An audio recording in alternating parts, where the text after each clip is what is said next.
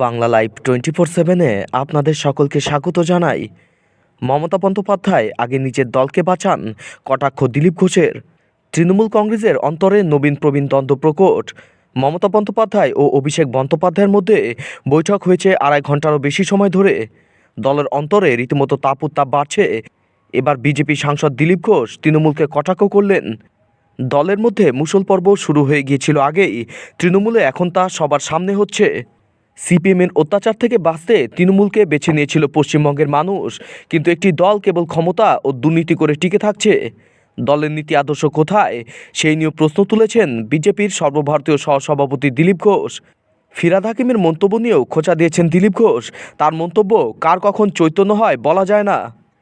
নির্বাচন এলে বহু নেতা ভুল হয়েছে বলে বার্তা দেন মানুষের কাছে। ইডি সিবিআই তৃণমূল নেতাদের বাড়িতে হানা দিচ্ছে, টাকা উদ্ধার হচ্ছে, দ্বিচারিতা করে লাভ নেই। যারা দোষী তাদের বিরুদ্ধে তৃণমূল নেতারা ব্যবস্থা নিক, পারলে রাস্তায় নামুক, সোজাসুজি বক্তব্য রাখুক। যারা অন্যায় করেছে তাদের দল থেকে বাদ দিন, এমনই কথা জানিয়ে দিলেন দিলীপ ঘোষ। এরপর তিনি বলেন, তাহলেই মানুষের আশীর্বাদ পাওয়া যাবে, বাংলা দুর্নীতিমুক্ত হবে বলেও দাবি তার। মমতা বন্দ্যোপাধ্যায় জনসংযোগ কর্মসূচি শুরু করেছেন চলতি মাস থেকেই, তা নিয়েও কটাক্ষ করেছেন দিলীপ ঘোষ। মমতা বন্দ্যোপাধ্যায় আগে নিজের দল বাঁচাক, তারপর মানুষের কাছে জনসংযোগ করবেন, এমনই কটাক্ষ করেছেন সাংসদ দিলীপ ঘোষ। চাকরির জন্য মানুষ ধর্ণা দিচ্ছেন, মানুষ এখন সব বোঝে। তৃণমূলের কর্মসূচিতে কেউ যায় না।